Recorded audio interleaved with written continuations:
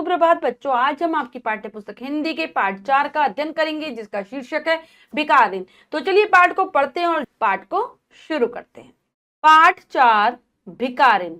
पाठ में प्रवेश करते हैं। एक साधनहीन बूढ़ी अकेली असहाय औरत ने पराये बच्चे को छाती से लगाकर पाला पोसा और उसके भविष्य के लिए पेट काट कर पैसा जमा किया, किंतु इस लालची स्वार्थी और निष्ठुर समाज ने उसे इस कार्य का क्या फल दिया, आइए पढ़िए।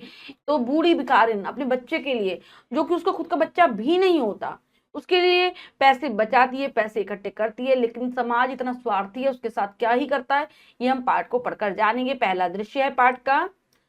अंधी प्रतिदिन मंदिर के दरवाजे पर जा खड़ी होती, दर्शन करने वाले बाहर निकलते तो वह अपना हाथ फैला देती और विनय पूर्वक कहती, बाबूजी अंधी पर दया हो जाए। तो कहानी एक अंधी भिखारिन की। रोजाना वह मंदिर के दरवाजे पर जाकर खड़ी हो जाती थी और जो भी वहां पर दर्शन कर निकलता उनके आगे हाथ अपना फैला लिया करती थी कि अंधी पर कुछ दया कर दो। वो भिखारिन अंधी थी, ठीक है। मंदिर में आने वाले व्यक्ति श्रद्धालु एवं सहृदय होते, इससे भीख में उसे उसके गुजारे से अधिक मिल जाता था। वह दान देने वालों को दुआएं देती थी, शाम को मन ही मन ईश्वर को धन्यवाद देती और लाठी के सहारे अपनी झोपड़ी की ओर चल देती। तो जो मंदिर आता है उसके अंदर श्रद्धा तो होती है, अच्छे दिल वाले ही लोग मंदिर आया करते हैं, तो उससे उसको थोड़े बहुत पैसे मिल जाते थे जिनको वो मतलब उससे गुजारा हो जाता था आराम तक। शाम तक वह वहां पर ऐसे ही हाथ फैला फैला कर भीख मांगती और शाम होते ही भगवान को धन्यवाद भी करती थी और अपनी लाठी टेकते हुए अपनी झोपड़ी की ओर चल देती थी। झोपड़ी के नजदीक पहुंचने पर 10 वर्ष का एक बच्चा उछलता कूदता आता और उससे चिपक जाता। जब वह झोपड़ी पर पहुंची थी, वहां पर उसका 10 साल का एक बच्चा था जो उछलता है कूदता है और उससे गले लग जाता है। बच्चा कौन है, कहां से आया, इस बात से किसी का कोई परिचय नहीं था। 10 वर्ष हुए, पास पड़ोस वालों ने उस वृद्धा को अकेला देखा था। उसके कुछ वर्ष बाद एक दिन शाम को उन्होंने देखा कि एक बच्चा उसकी गोद में रो रहा था। वह चुप कराने का प्रयत्न कर रही थी। साधारण घटना समझकर किसी ने इस ओर ध्यान नहीं दिया। धीरे धीरे वह बच्चा अंधी से हिल-मिल गया। वह उसे अपनी जान से अधिक चाहती थी। अंधी बच्ची को अपने से अच्छा खिलाती और पहनाती थी। तो ये बात किसी को नहीं पता कि वो बच्चा कहाँ से आया, कौन है, कोई नहीं जानता। 10 साल पहले वो बच्चा अंधी को कहीं से मिला था, तो लोगों ने देखा था कि वो उसे दूध पिला रहे थे। उसके बाद किसी ने इस पर ज्यादा ध्यान ही नहीं दिया और वह बच्चा तब से अंधी के साथ ही है। अपने से अच्छा उसे खिलाती पिलाती और ध्यान रखती थी अंधी उसका पूरा। अंधी ने झोपड़ी में एक हांडी गाड़ रखी थी। वह जो जो भी मांग कर लाती उसमें से आवश्यकता अनुसार प्रयोग करके बचे हुए पैसे उसमें डाल देती और फिर उसे बर्तन से ढक देती थी। तो हांडी मतलब मटकी टाइप से, मटकी उसने अपनी झोपड़ी में गाड़ रखे थे। जो कुछ उसे मिलता था भिक्षा में, उसमें से जितना उसको गुजारे लायक काफी होता था उतना बचाती, बाकी जो बचता वो हांडी में रखकर गाड़ देती जमीन में और उसको ढक देती थी किसी बर्तन से, जिससे किसी की नजर ना पड़े। अब अगला दृश्य है। काशी में सेठ बनारसी दास बहुत प्रसिद्ध व्यक्ति हैं। वे बड़े देशभक्त और धर्मात्मा थे। दिन के 12 बजे तक पूजा पाठ में संलग्न रहते। कर्ज लेने वाले तथा अपनी पूंजी धरोहर के रूप में उनके पास रखने वालों का वहां तांता लगा रहता था। तो अब है जो दृश्य है वो काशी के सेठ है बनारसी दास जी। बहुत ही नामी ग्रामी व्यक्ति हैं, देशभक्त भी हैं, धर्म को मानने वाले भी हैं। 12 बजे तक अपने पूजा पाठ करते हैं और उनके हमेशा जो उनकी कोठी थी हमेशा भीड़ लगी रहती थी। कर्जा लेने वालों की, जो अपनी पूंजी उनके पास अमानत के रूप में जमा कराना चाहते उनकी सबकी भीड़ लगी रहती। धीरे धीरे करके अंधी की हांडी पूरी भर गई थी। वह उस हांडी को अपने आंचल में छिपाकर सेठ जी के पास धरोहर के रूप में रखवाने के लिए जा पहुंची। सेठ जी ने पूछा, बुढ़िया क्या है? तो जब अंधी भिखारिन की पूरी हांडी भर जाती है तो वो सोचती है कि सेठ जी के पास ही जमा करा देती हूँ अमानत के रूप में, वरना यहाँ पर ये चोरी ना हो जाए। और वो वहां पर पहुंच जाती है। सेठ उसे देखते कहते हैं, बुढ़िया क्या है? अंधी ने कहा, भीख मांग मांग कर मैंने अपने बच्चे के लिए 4 पैसा जमा किए हैं, अपने पास इन्हें रखने से डरती हूँ, कृपया आप इन्हें अपने पास रख लो। सेठ जी ने मुनीम से कहा, इसके नाम जमा कर दो। मुनीम ने उसका नाम पता पूछकर लिख लिया। बुढ़िया आशीर्वाद देते हुए चली गई। तो वो कहती है कि मैंने भीख मांग मांग कर कुछ पैसे अपने बच्चे के लिए इकट्ठा किए हैं और अपने पास रखने से मैं डर रही हूँ कहीं चोरी ना हो जाए, इसलिए आप अपने पास रख लो। और फिर वो सेठ जी मुनीम जी से कहते हैं, मुनीम जी उसको पैसे उसके नाम पर जमा कर लेते हैं। अब अगला दृश्य 3। 2 वर्ष आराम से बीते। अचानक एक दिन लड़के को ज्वर ने आ घेरा। बुढ़िया ने उसका इलाज करवाया, परंतु इलाज के बावजूद लड़के की दशा बिगड़ती ही चली गई। उसके पास कि सभी पैसे समाप्त हो गए थे। बुढ़िया गिरती पड़ती सेठ जी के पास गई और अपनी पूंजी में से उसने 5-10 रुपए मांगे। तो 2 साल तो बिल्कुल आराम से गुजर जाते, कुछ नहीं होता। लेकिन एक दिन अचानक बच्चे को बुखार आ जाता है और बहुत तीव्र बुखार था, तेज बुखार था। अंधी के पास जो पैसे थे वो खर्च हो जाते हैं। फिर उसे सेठ जी की याद आती है, वो सेठ जी के पास जाती है और कहती है मेरे पैसों में से 5-10 रुपए दे दो। सेठ जी ने कठोर स्वर में कहा, कैसी पूंजी, मेरे पास तुम्हारा कुछ नहीं है। वह बोली, अभी 2 वर्ष पूर्व मैंने आपके पास जमा करवाई थी। तो सेठ जी, क्योंकि लालची थे सेठ, कड़े शब्दों में कह देते हैं मेरे पास कुछ नहीं है। और तो अंधी कहती है मैंने 2 साल पहले जमा कराया था। सेठ जी ने मुनीम को आंख से धूर्तता पूर्वक इशारा करके कहा, मुनीम जी जरा देखना, इसके नाम कोई जमा पूंजी है। तो चालाकी से मक्कारी से इशारा कर देते हैं मुनीम को, पूछते हैं कि कोई पैसा जमा है इसके नाम से। बुढ़िया को आशा बंधी, वह सोचने लगी ऐसे धर्मी व्यक्ति झूठ नहीं बोल सकता, इनके पास इतने व्यक्ति आते हैं, शायद भूल गए। मुनीम ने कुछ उलट पुलट कर देखने का अभिनय किया, फिर बोला नहीं तो इनके नाम पर कुछ भी नहीं है। तो बुढ़िया सोचती है कि चलो क्या पता गलती हो गई हो, भूल चूक हो गई हो, वरना ये तो धर्मी व्यक्ति हैं, धार्मिक व्यक्ति हैं, गलत नहीं कर सकते। लेकिन मुनीम भी पन्नों को उल्टा पुल्टा ही देखता है और कहता है कुछ नहीं है इनके नाम पर। दोनों के मन में लालच। बुढ़िया वहीं बैठी रही, रो रो कर दुहाई दी, धर्म के नाम कुछ दान भी देने की विनती की। सेठ जी ने डांटते हुए कहा, जाती है या नौकर बुलाऊं। बुढ़िया बैठी रहती है, रोती रहती है कि चलो धर्म के नाम पर ही कुछ दे दो जिससे मैं अपने बच्चे का इलाज करा लूं। लेकिन वो नहीं देते कुछ भी, डांट देते हैं और कहते हैं अगर जाएगी नहीं तो नौकर को बुला लूंगा। बुढ़िया लाठी टेक कर खड़ी हो गई और सेठ जी की तरफ देखती हुई बोली, ईश्वर तुम्हें बहुत दे, यह आशीर्वाद न होकर एक दुखी आत्मा का श्राप था। उचित दवा दारू के अभाव में बच्चे की दशा दिन प्रतिदिन बिगड़ती चली गई। सेठ जी पर उसे रह रहकर क्रोध आता था, इतना बड़ा आदमी 2-4 रुपए दे देता तो क्या था। लेकिन वो चली जाती है, लेकिन यही कहती हुई जाती है, ईश्वर तुम्हें बहुत दे। ये एक तरीके से उसका आशीर्वाद नहीं था, श्राप था। ठीक है, तो बच्चे का सही से इलाज नहीं हो रहा था, दवाई पानी उसको नहीं दिया जा रहा था, इसलिए उसकी दशा दिन पर दिन खराब हो रही थी।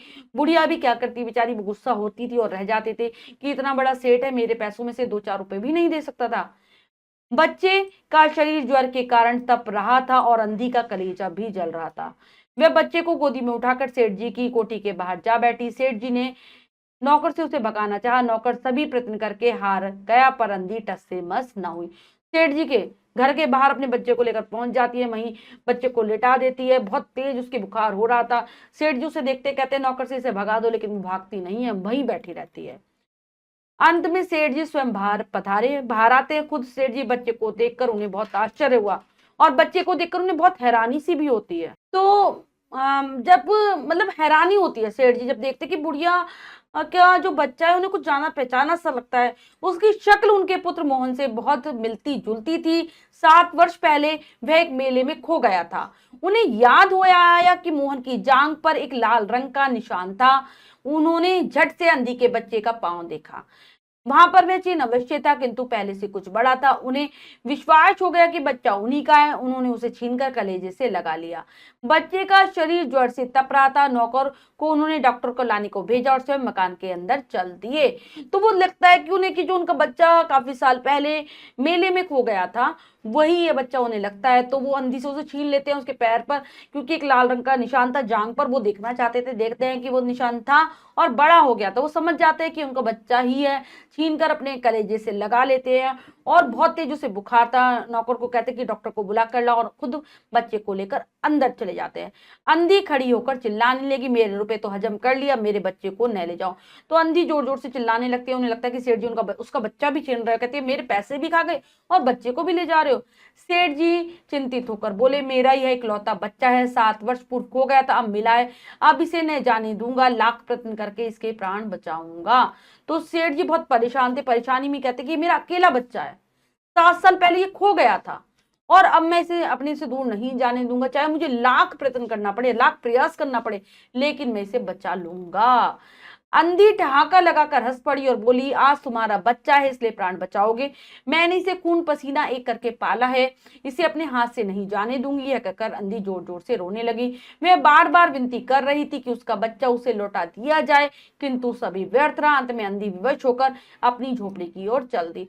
तो अंधी जोर जोर से हंसने लगती है और कहने लगती है कि तुम्हारा बच्चा इसलिए तुम इसकी जान बचाना चाहते हो, मैंने अपना खून पसीना एक किया इसको पालने के लिए, बहुत मेहनत की है, मैं इसे नहीं जाने दूंगी। और जोर जोर से रोने लगती है। वह बार बार प्रार्थना कर रही थी कि उसका बच्चा उसे लौटा दिया जाए, लेकिन सब कुछ बेकार था और वह फिर परेशान होकर अपनी झोपड़ी की तरफ लौट जाती है। दूसरे दिन ईश्वर की कृपा या दवा के असर से बच्चे का ज्वर उतर गया। बच्चे ने माँ को याद किया। सेठानी को देखकर बच्चे ने मुंह फेर लिया। अपनी अंधी बूढ़ी माँ के पास न पाकर बच्चे का ज्वर फिर चढ़ने लगा। डॉक्टरों ने जवाब दे दिया। तो दवा का प्रभाव कहें या कह सकते हैं भगवान की कृपा, बच्चे का बुखार धीरे धीरे उतरने लगता है और होश में आ जाता है। बच्चा अपनी माँ को पुकारता है, लेकिन देखता है सामने सेठानी है। उसको वो अपनी माँ नहीं मानता और फिर से वो आंखें बंद कर लेता है और फिर उसको बुखार चढ़ने लगता है। अब तो डॉक्टर भी जवाब दे चुके थे कि सही नहीं हो सकता। सेठ जी ने गाड़ी लेकर अंधी को लेने पहुंचे। झोपड़ी बिना द्वार की थी। अंधी फुटे पुराने टाट पर पड़ी रो रही थी। उसका शरीर बुखार से तप रहा था। तो अपनी गाड़ी लेकर जाते हैं अंधी को लेने के लिए। वो भी झोपड़ी में दरवाजा तक नहीं था, वो टाट पर पड़ी थी और उसको भी बुखार तप होते। सेठ जी ने कहा, बुढ़िया तेरा बच्चा मर रहा है, वह बार बार तुझे पुकार रहा है, चल मेरे नहीं नहीं अपने बच्चे की जान बचा ले। बुढ़िया ने उत्तर दिया, मरता है तो मरने दो, मैं भी मर रही हूँ, हम दोनों माँ बेटे स्वर्ग में फिर मिल जाएंगे। तो सेठ जी कहते हैं कि बच्चा मर रहा है। फिर कहते तेरा बच्चा मर रहा है, तुझे पुकार रहा है, जाकर उसे बचा ले। बुढ़िया कहती कि यहाँ पर इस संसार में तो हमें कोई मिलने नहीं देगा, मैं भी मर जाती हूँ, वो भी मर जाएगा और हम स्वर्ग में मिल लेंगे। सेठ जी रोकर उसके पैरों में गिर पड़े। बोले, ममता की लाज रख लो, आखिर तुम भी उसकी माँ हो। फिर क्या कहते हैं, ममता की लाज रख लो, तुम भी तो उसकी माँ हो, ऐसा कहते हैं। माँ की ममता ने बुढ़िया को विकल कर दिया। जैसे उन्होंने माँ की ममता की बात करी, बुढ़िया बेचैन हो जाती है। सेठ जी ने उसे सहारा देकर उठाया। सहारा देकर उसे उठाते हैं। कोठी में जाकर उसने मोहन के सिर पर हाथ फेरा। कोठी में जाती है, मोहन के सिर पर हाथ फेरती है। ममता का एहसास पाकर मोहन ने तुरंत आंखें खोल दी। जब उसे एहसास होता है कि ये मेरी माँ आ गई है, तो बच्चा भी आंखें खोल देता है। 15 दिन में मोहन पूरी तरह स्वस्थ हो गया। 15 दिन में वो बिल्कुल सही हो जाता है। अंधी ने विदा मांगी है। बंदी अपने घर जाने लगती है, विदा लेती है सेठ जी से। सेठ जी ने बहुत प्रयत्न किया वह उनकी कोठी में ही रह जाए, पर वह स्वाभिमानी महिला न मानी। सेठ जी प्रयास करते हैं कि वह उनकी कोठी में ही रहे, लेकिन उसके अंदर स्वाभिमान था, आत्माभिमान था, इसलिए वो वहां नहीं रुकती। चलते समय सेठ जी ने उसके रुपयों की थैली उसे देनी चाहिए, परंतु उसने कहा, यह रुपए तो मैंने मोहन के लिए इकट्ठे किए थे, उसे ही दे देना। थैली वहीं छोड़कर वह लाठी टेकती हुई चल दी। उस समय सेठ जी याचक और वह दाता थे, तो वो पैसे नहीं लेती है सेठ जी के द्वारा दिए गए जो उसके ही थे। वो कहती है तो मैंने मोहन के लिए जमा किए थे, या मोहन को ही दे देना, और वहीं पर वो पैसों की थैली छोड़कर वहां से चली जाती है। उस समय सेठ जी की हालत थी जैसे वो मांगने वाले भिखारी हों, और उस समय जो बूढ़ी थी, अंधी भिखारी थी, वो देने वाली थी। पाठ लिखा है रविन्द्रनाथ टैगोर जी ने। लेखक परिचय जानेंगे। रविन्द्रनाथ टैगोर का जन्म 7 मई 1861 को भारत के राज्य है पश्चिम बंगाल, वहां का एक शहर है कोलकाता, वहां हुआ था। मृत्यु 7 अगस्त 1939 को हुई थी। बंगाली कवि, लघु कथा लेखक, संगीतकार, नाटककार, उपन्यासकार और चित्रकार ने बंगाली साहित्य में नए और पद्य रूप और बोलचाल की भाषा को शामिल किया, जिससे इसे शास्त्रीय संगीत पर आधारित मानक तरीकों से मुक्त किया गया। रविन्द्रनाथ भारत के एक प्रख्यात कवि, दार्शनिक, बहुश्रुत थे। उनकी साहित्यिक प्रतिभा ने उन्हें 1913 में गीतांजलि गीत अर्पण नामक कविता संग्रह के लिए साहित्य में नोबेल पुरस्कार दिलाया। तो ये थे हमारे रविन्द्रनाथ टैगोर और उनका परिचय, और इन्हें नोबेल पुरस्कार भी मिला है साहित्य के क्षेत्र में इनकी रचना गीतांजलि के लिए। ठीक है, अब हम पाठ के शब्दार्थ कर लेते हैं बच्चों। हमने अच्छे से समझकर पाठ को पढ़ा कि लोग कितने स्वार्थी हो जाते हैं। अगर दूसरे का बच्चा मर रहा था तो उन्हें कोई फर्क नहीं था सेठ को, लेकिन जब अपना मरा तो पता चला। ठीक है, अब हम पाठ के शब्दार्थ करेंगे। सहृदय, कोमल हृदय वाले। ज्वर, बुखार, प्रयत्न, कोशिश। धूर्तता, मक्कारी, हांडी, मिट्टी का बर्तन। श्राप, बुरे वचन, कठोर वचन। धर्मात्मा, धर्म का कार्य करने वाले। विकल, बेचैन, संलग्न, लगे रहना। याचक, मांगने वाला। पूंजी, धन संपत्ति, दाता, देने वाला। धरोहर, सुरक्षा के लिए देना। तो ये है पाठ के शब्दार्थ, इन्हें आप बहुत अच्छे से याद करेंगे। अब हम करते हैं अभ्यास कार्य। पहला प्रश्न है हमारा, लिखित प्रश्न में से सही उत्तर वाले गोले को रंगे। प्रश्न में 3 विकल्प हैं, 2 गलत है, 1 सही है। हमें सही विकल्प को चुनना है बच्चों, सही का निशान लगा देना है। करते हैं। मोहन अंधी को क्या मानता था? विकारिन, अपनी माँ, दादी। तो मोहन अंधी को अपनी माँ मानता था। मोहन को किस बीमारी ने घेर लिया? ज्वर, मलेरिया, डेंगू। तो ज्वर। यानी कि बुखार। मोहन के चिन्ह शरीर के किस स्थान पर था? हाथ पर, जांग पर, पीठ पर? तो जांग पर था ये चिन्ह इनके, मोहन के निशान। मोहन के बीमार होने पर अंधी किसके पास रुपए मांगने गई? पड़ोसन के पास, मंदिर के पुजारी के पास, सेठ जी के पास? तो सेठ जी के पास जाती है। सेठ जी गाड़ी से किसे लेने पहुंचे? डॉक्टर को, अंधी को, मुंशी को? तो अंधी को लेने पहुंचे थे। ऐसे वाक्य पढ़कर सही या गलत का निशान लगाइए। लगाते हैं। पहला है, अंधी सड़क पर भीख मांगती थी, नहीं वह मंदिर के बाहर मांगती थी। सेठ दिन के 12 बजे तक पूजा पाठ में संलग्न रहता था, बिल्कुल सही। बुढ़िया ने सेठ जी से 5-10 रुपए मांगे, बिल्कुल सही। मोहन 10 वर्ष पहले मेले में खो गया था, नहीं 7 वर्ष पहले खोया था। अंत में बुढ़िया सेठ के घर में रहने लगी, नहीं ये भी गलत है। अगला प्रश्न है, रिक्त स्थानों की पूर्ति कीजिए। तो चलिए करते हैं उचित शब्दों के द्वारा। मंदिर में आने वाले व्यक्ति, क्या आ जाएगा? श्रद्धालु। ठीक है, इसमें छोटे ऊ की मात्रा आएगी बच्चों, पाठ में बड़े ऊ की लगाई हुई है वो गलत है। ठीक है, सही कर लेंगे वहां पर भी। श्रद्धालु एवं सहृदय होते हैं। अगला है, अंधी ने झोपड़ी में एक हांडी गाड़ रखी थी, यह आशीर्वाद न होकर एक दुखी आत्मा का श्राप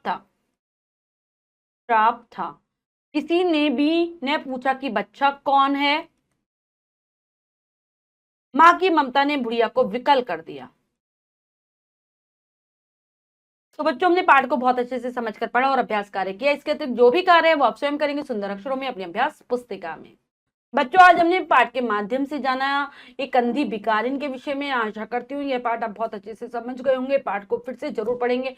मिलते हैं अगली कक्षा में नए पाठ के साथ। तब तक स्वस्थ रहिए, प्रसन्न रहिए। धन्यवाद।